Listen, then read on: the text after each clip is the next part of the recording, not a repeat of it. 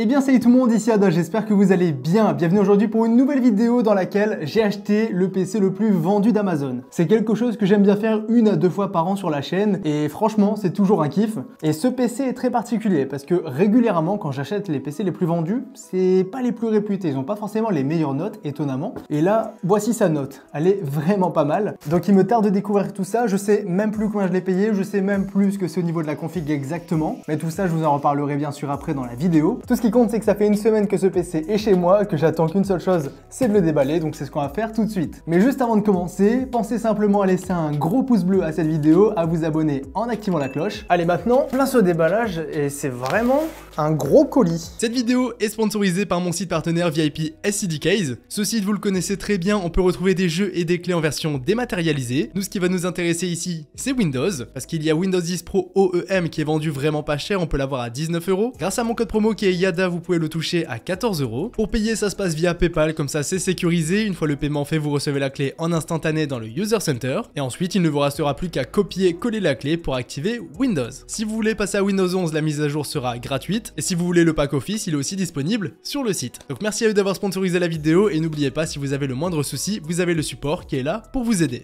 Donc voici un petit peu à quoi ça ressemble. Le seul endroit qui est craqué ici, c'est parce qu'il y avait l'étiquette de livraison. Mais sinon, vous voyez que ça arrive dans du papier bulle. C'est une première pour moi. Généralement, ça arrive dans 2 cartons. Et là, c'est du papier bulle qui a l'air assez épais quand même. Donc première chose à faire, enlever le papier bulle.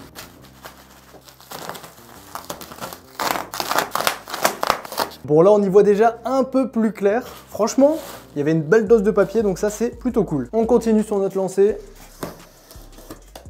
Ok, ça a l'air bien protégé. Bon, tout de suite, changement de caméra. On y voit déjà un peu plus clair. Avec ça, ça sera encore mieux. On voit que c'est plutôt bien protégé. Franchement, le papier bulle, tous les coussins d'air là. Il y a quand même un double carton du coup, parce que là, il y a la boîte du boîtier, un suremballage. Qu'est-ce qu'on a ici?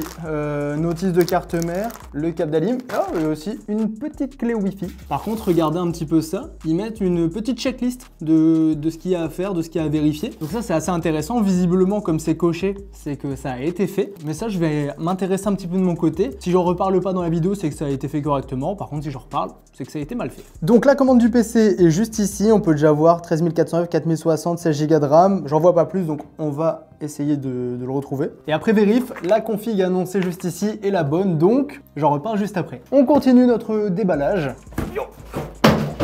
Oh, il a failli avoir une catastrophe.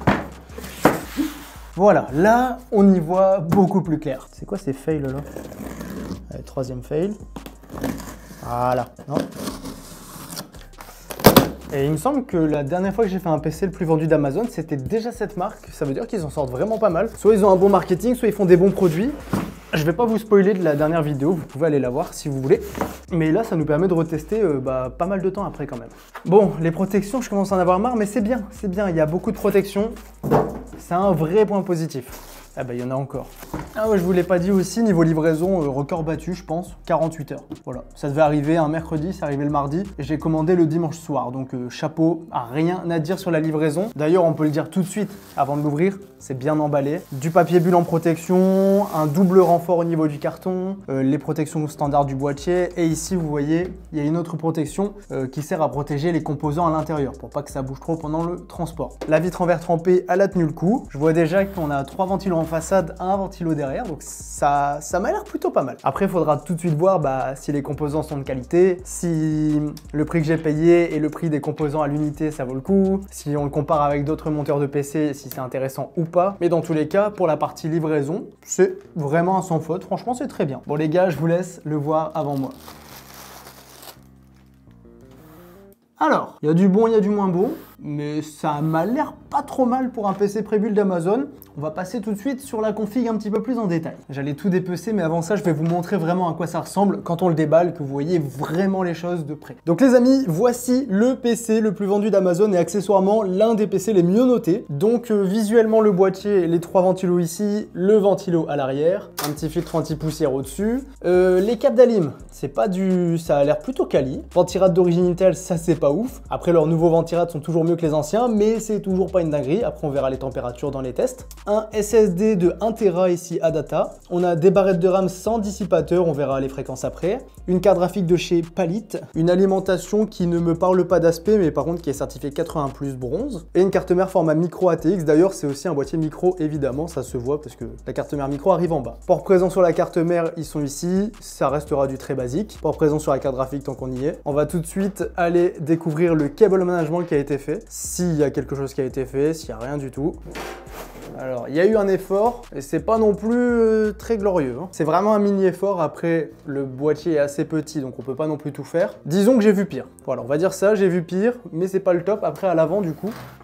Bon, par contre, à l'avant, ça va. Ils ont pas fait n'importe quoi. Les câbles arrivent vraiment où il faut. La carte graphique, ça passe en dessous. Ici, bon, c'est pas très joli, mais ça passe. Ici, c'est à peu près camouflé. À peu près. Là, ça arrive d'au-dessus. Non, ça va. Ça va encore. Sur la partie cable management, avant, ça va. À l'arrière, c'est un peu moins bon. Donc maintenant, les amis, ce que je vais faire, c'est que je vais un petit peu dépecer le PC. Voilà, je vais enlever les composants et tout ça. Comme ça, je vais pouvoir vous les montrer. Et comme ça, on discutera un petit peu plus en détail de tout ça. Mais avant de vous parler de la configuration en détail, c'est toujours très intéressant, je trouve, dans ce genre de vidéo, d'examiner l'annonce de ce PC. Alors faut savoir que ça fait 1 semaine et demie que je l'ai environ, qu'il est un petit peu descendu dans les ventes, parce que regardez, je pense que c'est lié au stock, il n'y en a plus beaucoup et ça réduit forcément les ventes. Mais moi ce qui m'intéresse c'est d'examiner l'annonce parce que le marketing derrière il doit être quand même vachement bon. Alors déjà la marque AWDIT, je l'ai déjà testé en vidéo, c'était d'ailleurs sur une top vente Amazon, donc on peut comprendre qu'ils sont plutôt bons à ce niveau-là. Vous voyez ici le rappel de la config, ça j'en parlerai après, le prix 999 €, livraison gratuite. À noter que là il n'y a plus de délai de livraison indiqué, mais moi je l'ai reçu vraiment en 2 jours. Sinon au niveau des photos, franchement elles donnent envie. Vraiment je trouve que les photos sont très très belles. On voit quand même qu'il n'y a pas beaucoup d'espace là au niveau de la carte graphique, mais dans l'ensemble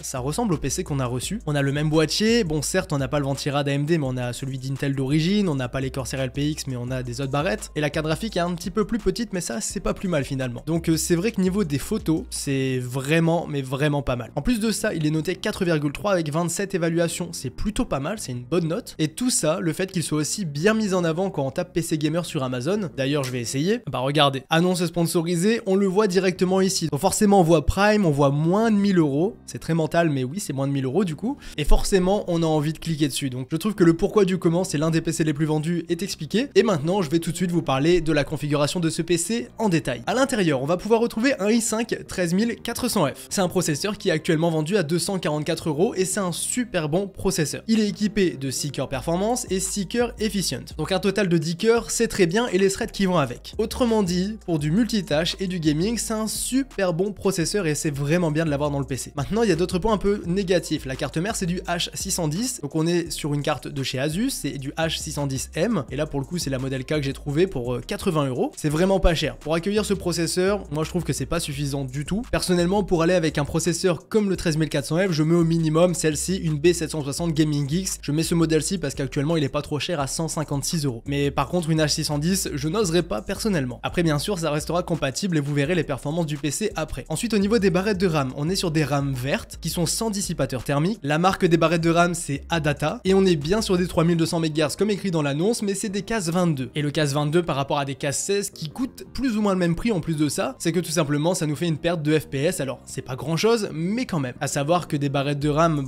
un petit peu plus quali de chez Lexar c'est vendu 40 € et je pense que celles-ci ne sont pas beaucoup plus loin au niveau du prix. Le SSD ici, alors on est bien sur du format M.2, par contre ses vitesses sont vraiment très faibles. La marque c'est de nouveau ADATA et le modèle c'est Legend 700. Donc personnellement je connais pas très bien cette marque mais il suffit de quelques recherches pour le trouver et pour voir que les vitesses ne sont pas forcément très fameuses. Donc ça c'est un peu dommage en connaissant de nouveau les prix des SSD actuellement. Un Crucial P3 ne coûte pas beaucoup plus cher et a des vitesses quand même bien meilleures. Après on a quand même 1 Tera de SSD. Ensuite au niveau de la carte graphique on est chez Nvidia avec une RTX 4060. Donc la 4060 c'est une bonne petite carte. Après attention par rapport au prix où on va la trouver, mais c'est une carte qui nous permet de jouer à tous les jeux du moment en 1080p avec les graphismes en ultra. Je vous ai testé le PC, vous verrez bien sûr les performances après ça. Mais à savoir, dans un PC à 1000 €, on peut quand même mettre mieux au niveau des cartes graphiques. Après ça, je vous en reparlerai un petit peu après dans mon avis sur la config. Mais ce que j'ai à dire, c'est que le combo 13400F plus RTX 4060, il a du sens. C'est pas un mauvais combo, on a un bon processeur et une bonne carte graphique. Donc ça, c'est pas un mauvais combo. Ensuite, le boîtier. Alors personnellement, je le trouve vraiment sympa. On est chez MSI avec un MacForge M100R. Ne pas confondre avec le 100R, là c'est le modèle micro. Donc qui va accueillir dire des cartes mères micro ATX, donc faites attention, hein. Tout à l'heure je vous ai illustré avec cette carte mère-ci. Par exemple, celle-ci ne va pas passer dans le boîtier. Par rapport au boîtier, avis personnel, je le trouve vraiment sympa. C'est pareil, ça joue un peu dans le marketing et c'est important d'avoir un beau boîtier pour bien vendre. Mais là, on a 3 ventilateurs RGB à l'avant, un ventilateur RGB à l'arrière. On a une façade qui est totalement mèche, on a une vitre en verre trempé. Le seul petit défaut, c'est qu'il est au format micro, mais on peut avoir le 110R qui est selon moi un peu moins joli, mais pour à peu près le même prix en version ATX. Donc MSI, je trouve qu'ils font des bons boîtiers à ce niveau-là, et c'est pas un mauvais choix d'avoir pris ce boîtier. Et ensuite, au niveau de l'alimentation, alors là, je l'ai pas trouvé, mais on est sur un modèle 600 watts certifié bronze plus. Donc moi, pour être équivalent et compter un petit peu le prix du PC au final, donc le prix de revient si on achète tous les composants, eh bien je vous ai pris un modèle de chez MSI pour faire des comparatifs. Donc pour finir avec la config, finalement, je la trouve assez équilibrée, il y a des économies qui sont faites, notamment la carte mère, ça me gêne vraiment. Barrette de RAM et SSD passent encore, alimentation, il y a des économies, mais c'est pas la pire des alims, j'ai déjà vu bien pire dans des PC. Après on aurait quand même pu faire mieux pour pas beaucoup plus cher, mais bon, ils ont quand même une certaine rentabilité à tenir. Et maintenant, en parlant de rentabilité, on va tout de suite voir le prix de ce PC. Donc si on achète exactement la même config, composant par composant, juste pour voir si le prix est intéressant, et ensuite je vous dirai un petit peu quelle configuration je vous propose pour 1000 €. Prix total du PC, si on achète tous les composants, on arrive à 883 €. Donc 883 €, sachant que sur le PC qu'on reçoit, il est monté, il y a Windows et on a aussi, même si vraiment je recommande pas, une mini clé Wi-Fi. Et derrière un service qui va avec si on a un souci. Le prix de revente, on est à 999 €. Et pour chiffrer un petit peu Windows, avec mon partenaire, on peut l'avoir à 20 €. Et des sites comme par exemple Memory PC vont le revendre 30 €. Et au final, on voit que si on achète vraiment tous les produits, le prix n'est pas déconnant. Le prix de revente par rapport au prix d'achat, par rapport à tout ce qui est fait derrière, c'est pas trop mal. Maintenant, bien sûr, leur prix d'achat, il est pas du tout aussi élevé. Les barrettes de RAM, ils vont les payer moins cher. Les SSD, ils vont les payer moins cher. Enfin, ils vont tout payer moins cher parce qu'ils achètent en gros. Après, leur rentabilité, c'est leurs affaires. Nous, ce qui nous intéresse dans cette vidéo, c'est de voir si on achète ce PC, déjà si on reçoit le bon PC, si on reçoit un bon PC aussi, si on peut mieux faire, et si finalement ça vaut le coup ou si c'est à fuir. Voilà, tout simplement, je pense que c'est déjà pas mal comme analyse. Pour continuer un petit peu l'analyse de ce PC, eh bien les amis, je vous propose une chose, c'est de directement parler des performances. Parce que les performances, c'est un point très important quand on achète un PC gamer, et pour cela, je pense que vous commencez à connaître ma façon de faire. Je suis allé sur tous les jeux du moment et j'ai testé ce PC. On commence directement sur Minecraft avec des shaders, on a 135 FPS de moyenne, et sans shaders, j'étais vers 495 FPS. C'est très bien, sachant bien sûr que ça va varier en fonction de où on est et de ce qu'on va faire dans la map. D'ailleurs, les shaders, c'est Complementary Shaders V4, j'ai un Faceful et j'ai aussi Optifine. Ensuite, sur Call of en multijoueur, en ultra avec le DLSS qui est activé en équilibré, on a 164 FPS de moyenne. C'est extrêmement bien pour y jouer, le jeu est super fluide et plaisant. Maintenant, si on désactive le DLSS et qu'on met plutôt la mise à l'échelle Nvidia, donc on aura un jeu plus joli mais avec moins d'FPS, on aura ici une moyenne de 110 FPS avec le jeu toujours en ultra. C'est extrêmement bien pour jouer à Call of. Et bien sûr, tous les tests c'est en 1080p, j'ai oublié de vous le préciser. Maintenant, sur CSGO 2, on était entre 180 et 200 FPS de moyenne. Pour un jeu qui vient de sortir une telle mise à jour, je trouve ça plutôt pas mal, le jeu restera totalement fluide pour y jouer. Maintenant, sur Cyberpunk 2077, si on règle le jeu en ultra, qu'on désactive le DLSS, on aura 92 FPS. C'est super bien pour y jouer, le jeu restera vraiment joli. Et bien sûr, si on veut mettre du ray tracing, on active le DLSS et dans l'ensemble, il va aussi s'en sortir. Maintenant, sur Fortnite, alors en plus de ça, il y a la saison 1 qui est revenue, donc je pense que ça vous intéresse. Avec DirectX 12 qui est activé, le TSR en faible, tous les réglages en low, mis à part le render distance au maximum, on est à 227 FPS, c'est super bien et super fluide, on peut vraiment profiter de ce jeu sans aucun lag. Maintenant sur Forza Motorsport, c'est un nouveau jeu que j'ai ajouté dans mes benches et c'est un très bon jeu pour tester des PC parce que si je le mets au maximum en 1080p, on a 36 FPS de moyenne, ce qui n'est absolument pas jouable avec ce PC. Par contre, si on met le jeu en élevé, donc toujours des beaux graphismes tout de même, on aura 60 FPS de moyenne. Maintenant sur God of War en ultra sans DLSS, on a 72 FPS de moyenne, ce qui est largement suffisant pour un jeu solo. Des jeux solo, j'estime qu'à 60 FPS, c'est suffisant pour jouer avec des beaux graphismes. Maintenant sur GTA 5, j'ai mis les graphismes en très élevé, je n'ai pas touché au graphisme avancé et j'ai mis le MSA en x2. On avait 130 FPS de moyenne, c'est très bien pour y jouer également. Bien sûr, en fonction de ce qu'on va faire dans la map, ça peut aussi baisser vers les 100 FPS. Sur Rocket League, on va passer rapidement parce qu'on est à 365 FPS. Autant vous dire que c'est très fluide et que ça ne sert à rien d'avoir autant. Et maintenant sur Rainbow Six Siege Vulcan, avec les graphismes en ultra, on a de nouveau 368 FPS de moyenne. À 3 FPS près, c'est la même chose que Rocket. Donc voici pour ce qui est des tests gaming, j'ai aussi fait un 3D Mark. Et sur 3D Mark Time Spy, j'ai obtenu un score de 10 757 points, avec un score GPU de 10 633 points et un score CPU de 11 521 points. Le score est vraiment équilibré et ça c'est un bon point pour ce PC. Donc les amis, j'ai parlé un petit peu vite je pense, mais au moins vous connaissez absolument toutes les performances de ce PC. Vous voyez que dans l'ensemble, sur tous les jeux du moment, il fait le travail, il tourne tous les jeux sans souci. Donc pour du gaming ce sera très bien, pour du streaming pour ceux qui se demandent, la 4060 ou le processeur peuvent servir d'encodeur, donc il peut stream, et des montages vidéo occasionnellement. Bien sûr on va pas faire ça tous les jours en tant que monteur vidéo, mais de temps en temps on peut en faire sans trop de soucis. Donc les amis, pour 999 € en prix de revente, je trouve que c'est un PC plutôt intéressant. Maintenant bien sûr je vous ai pas parlé de ses points faibles, ou du moins j'ai pas évoqué tous ses points faibles, et j'ai pas non plus parlé de ce qu'on pouvait avoir pour le même budget si on montait le PC soi-même ou si on le faisait monter mais sur un autre site. Donc ce que je vais faire dès maintenant, c'est passer à la conclusion de cette vidéo, et la conclusion va être assez longue et recenser pas mal de choses. Donc premièrement, conclusion par rapport à l'annonce que j'ai vue sur internet, eh bien le PC que j'ai reçu, il est vraiment correct, et il ressemble à son annonce, donc ça c'est un bon point et c'est important. La livraison du PC était rapide, bon point et très important aussi, surtout pour ceux qui sont pressés. Est-ce qu'on est sur un bon PC gamer pour jouer en 1080p? Je dirais que oui. Pour ceux qui veulent voir ça en 1440p, je vais vous mettre une vidéo benchmark en description pour que vous voyez les perfs. Est-ce que la configuration de ce PC est parfaite? La réponse est non. Et ça c'est très important de vous le dire. Donc le combo processeur carte graphique, j'ai déjà dit qu'il était pas mal, et que sur les grandes lignes, 1 Tera de SSD, 16 Go de RAM et compagnie, c'était plutôt pas mal. Maintenant on a des produits qui sont assez entrée de gamme dans le PC, et ça on peut y remédier si on fait une configuration un petit peu différente. Ça c'est important de le savoir. Et surtout les amis, on peut se faire un PC plus intéressant pour le même budget. Et ça c'est la chose importante à retenir. Donc si vous voulez acheter le PC complètement sur Amazon et le monter vous-même, sachez qu'on peut se faire un combo 5600X, 12400F ou alors 5700X si vous trouvez des bons prix, couplé avec une RX 6800. Sachant que la 6800 elle explose mais totalement la 4060, que ce soit en 1080p, 1440p, et en plus de ça on peut jouer en 4K. Également, si on prend la même série de processeurs que je vous ai annoncé, on peut choisir non pas une 4060 mais une 4060 Ti. Et tout ça en respectant un budget de 1000 €, que ce soit sur un PC à monter vous-même ou sur un PC déjà monté. Si vous voulez plus d'infos à ce sujet, je viens de faire une vidéo sur ma chaîne secondaire Yada 2.0, et dedans je vous propose une config version Intel, une config version AMD et une configuration déjà montée avec comme carte graphique une 4060 Ti ou une RX 6800. Autrement dit, c'est un banger absolu, et pour moi c'est, comme le titre l'indique, le meilleur PC gamer pour 1000 €. Maintenant les amis, pour revenir un petit peu à notre PC, eh bien je vous ai démontré plusieurs choses. Je vous ai dit que sa config était intéressante mais n'était pas non plus la meilleure. Je vous ai surtout expliqué du coup qu'on pouvait faire mieux pour le même prix. Après, pour ceux qui veulent vraiment acheter ce PC-ci, eh bien je vais pas non plus vous dire que c'est un mauvais PC. Je vous ai dit clairement qu'on pouvait faire mieux, mais il est pas non plus mauvais.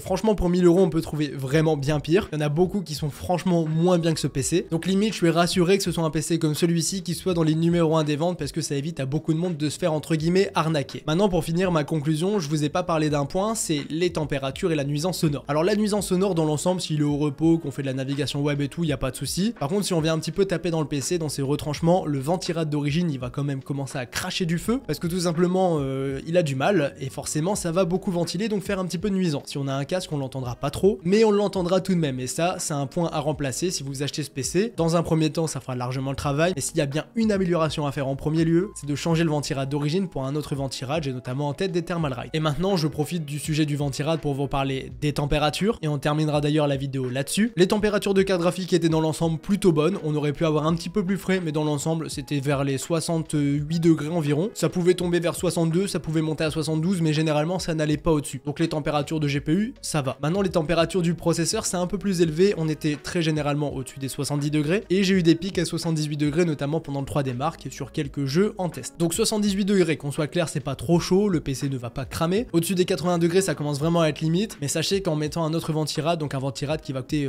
allez, 25 €, on va atteindre des températures environ autour des 60 degrés, et ça change tout quand même, parce que il va forcément beaucoup moins ventiler. Un PC qui chauffe moins, c'est un PC qui tourne mieux, et un PC qui chauffe moins, c'est également un PC qui fait moins de nuisances sonores. Donc voilà les amis, j'en reviens à mon conseil de tout à l'heure, si vous êtes amené à acheter ce PC, changez le ventirad. Maintenant, avant de passer commande, je vous le redis une dernière fois, je vous ai fait une vidéo vraiment complète sur le sujet, parce que pour moi, le PC que je vous ai présenté dans cette vidéo est clairement bien meilleur. Le seul avantage du PC d'Amazon par rapport à ce que je vous ai présenté, c'est les délais de livraison qui sont clairement imbattables. Donc voici les amis, j'en ai maintenant terminé avec cette vidéo, j'espère bien sûr qu'elle vous aura plu. Si c'est le cas, n'hésitez pas à laisser un gros pouce bleu, ça me soutient beaucoup et ça me fait plaisir. Pensez aussi à l'abonnement si vous voulez voir d'autres vidéos sur le sujet. Donc c'était Yada, on se dit à très bientôt pour de nouvelles vidéos. Salut tout le monde.